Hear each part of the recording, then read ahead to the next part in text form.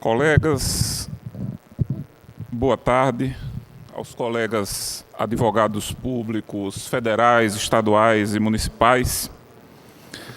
Gostaria também de saudar os membros da mesa. Não sei se o presidente do Conselho Federal ainda está presente.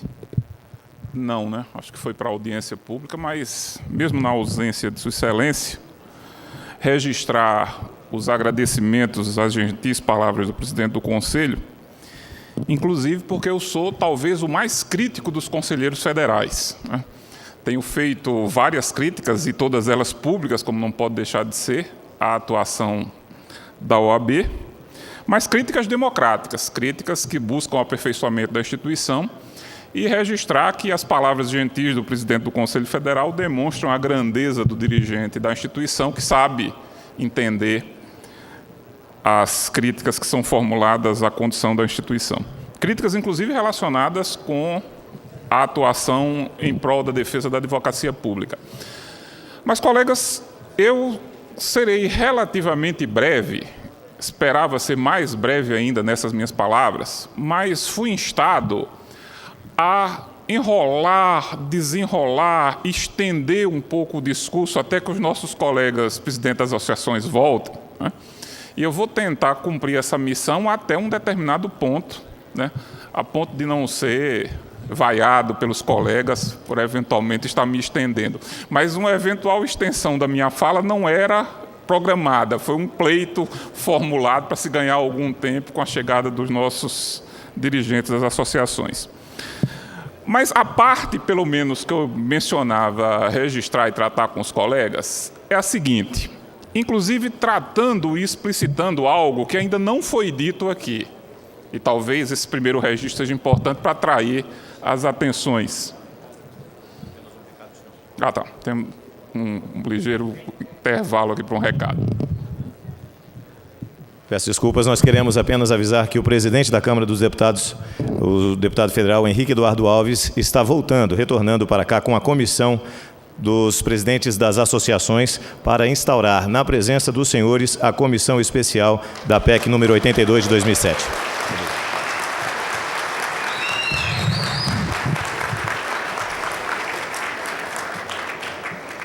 Muito bem, colegas. Então, dado esse aviso, a minha fala vai ser uma fala em que eu vou ficar aqui com um olho no padre e um olho na missa. Quando essa comitiva apontar ali na porta de chegada, eu sei que é o sinal para a conclusão das palavras. Mas eu dizendo que eu pretendo fazer um registro importante, que não foi ainda aqui mencionado, que diz com a importância da PEC 82 e a que ele está pensado. Todos nós sabemos, isso aqui já foi dito inclusive, que o Constituinte de 88, ele conformou 4 funções essenciais à justiça, de forma inédita no Estado brasileiro, que em nenhum momento contemplava essas figuras no texto constitucional, mas é importante registrar que a consagração das chamadas funções essenciais à justiça é a consagração de uma concepção de modernização do Estado, que vai bem além do Estado brasileiro, que é a modernização da própria lógica de tripartição clássica dos poderes. O Estado Democrático de Direito, como está conformado hoje do mundo, é um Estado democrático que não se contempla, ou que não se limita, aos 3 poderes clássicos e tradicionais, executivo, legislativo e judiciário. Portanto, a concepção de introduzir na Constituição as funções essenciais da justiça é uma concepção com uma importância e com um escopo muito mais amplo do que a simples inscrição dessas instituições na Constituição. Mas a leitura do texto constitucional, e isso aqui também foi dito, salvo engano, pela deputada Alice Portugal, é uma inserção parcial. A leitura da Constituição mostra que o Constituinte foi generoso com o Ministério Público. O Constituinte deu ao Ministério Público uma série de garantias, prerrogativas, que não deu à Defensoria Pública, que não deu à Advocacia Pública. A Defensoria Pública, inclusive, tem conseguido avançar na complementação do trabalho do Constituinte originário. E já não era sem tempo que a Advocacia Pública também siga o mesmo caminho.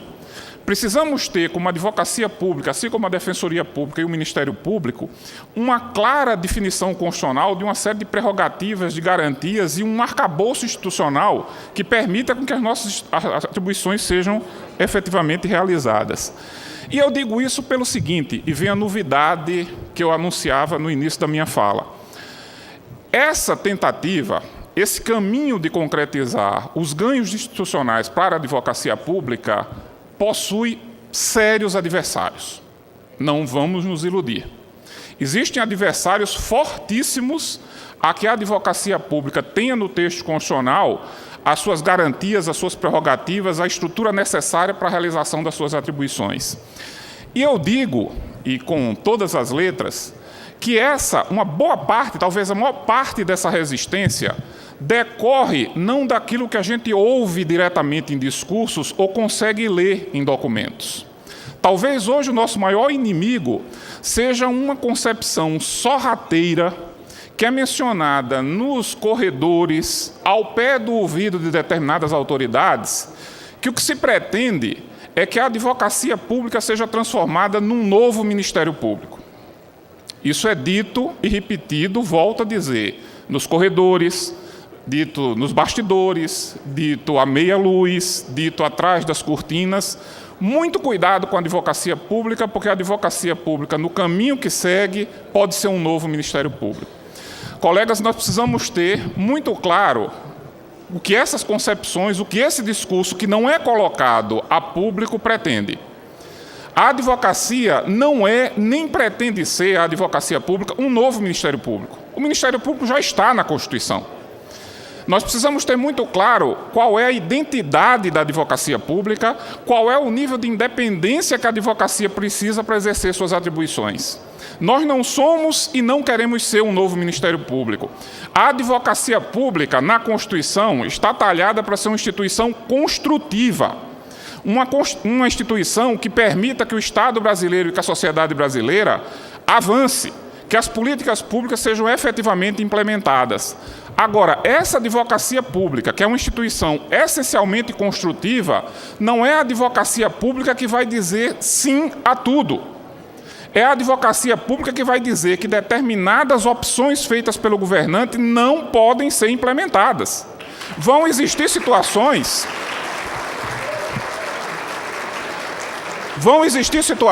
em que é preciso dizer ao governante, isso não pode ser feito. Isso é inconstitucional, isso é ilegal, isso viola a norma X, Y ou Z. Mas essa advocacia pública, em função da sua identidade, em função do exercício da sua independência consequente, é uma instituição que tem que dizer para o governante quais são os caminhos possíveis. Não é o não pelo não. Se não pode por aqui, por onde eventualmente é que pode, constitucionalmente, legalmente e licitamente. Esse é o papel da advocacia pública, uma advocacia pública construtiva. Uma advocacia pública que sabe dizer não, mas que eventualmente também saiba construir o sim. Dizer qual o caminho seguro, qual é o caminho com menos riscos para que o Estado, para que o poder público, com segurança jurídica, possa realizar os seus desígnios. Então, colegas, eu acho que é extremamente importante deixar isso muito claro, muito evidente. Nós temos inimigos poderosos, inimigos que, inclusive, utilizam um discurso e uma prática que não é clara, que não é frontal. Eles não discutem e não afirmam isso clara e inequivocamente. Agora, isso é dito nos corredores, isso é dito nas sombras, isso é dito para governantes. Muito cuidado com a advocacia pública. Me permito, até porque eu continuo aqui de olho na entrada e não vejo ainda os nossos colegas dirigentes aparecendo, o que significa que posso me alongar mais um pouquinho. Uma das poucas situações em que eu vi explicitada essa concepção é um texto em que o articulista, um jurista extremamente importante no país, diz o seguinte, me permito ler um trecho bastante elucidativo. Para alguns, poucos, entre parênteses, no texto, de nada servem os regulamentos ou portarias, ou pareceres dos superiores, publicados com o fim de uniformizar procedimentos ou entendimentos. Até mesmo pareceres assinados pela Presidência da República são descumpridos por uma minoria sem cerimônias, quando a lei estabelece sua vinculação. Em casos isolados, serviços ou obras são suspensos abruptamente. Atuações em processo são tratados segundo critérios pessoais de interpretação, até mesmo de decisões definitivas do STF. Essa é uma das poucas situações em que se registrou, preto no branco, por escrito e publicamente, isso que eu coloco para os colegas. A advocacia pública não é isso. Foi dito isso, mas não se citou um exemplo de um advogado público que milite contra decisões definitivas do Supremo, que coloque clara e abertamente que a atuação da advocacia pública tem que ser contra os normativos, os pareceres e as definições que são colocadas segundo a legislação vigente, segundo a Constituição vigente. Então, colegas, me permito, avançando para a conclusão das minhas palavras, insistir nesse ponto, né?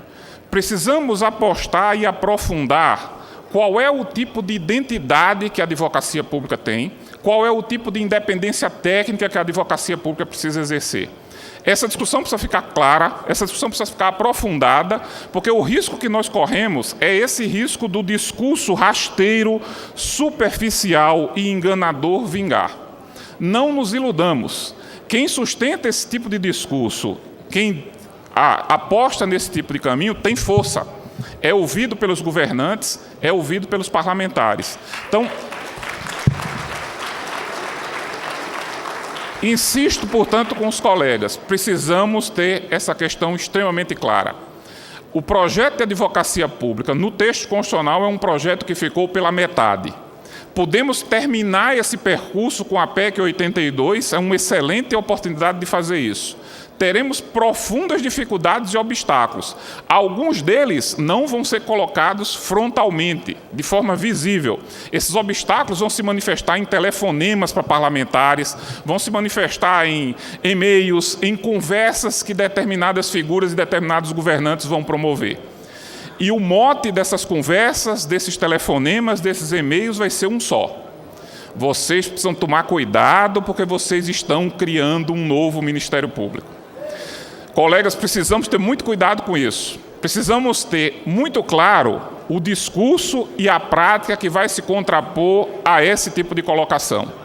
Nós não queremos ser Ministério Público e precisamos apostar nessa postura construtiva de definir claramente qual é o nível de independência e qual é o nível de identidade que a advocacia pública precisa registrar. Como eu disse, estava de olho no padre na missa e o padre acabou de entrar. Muito obrigado.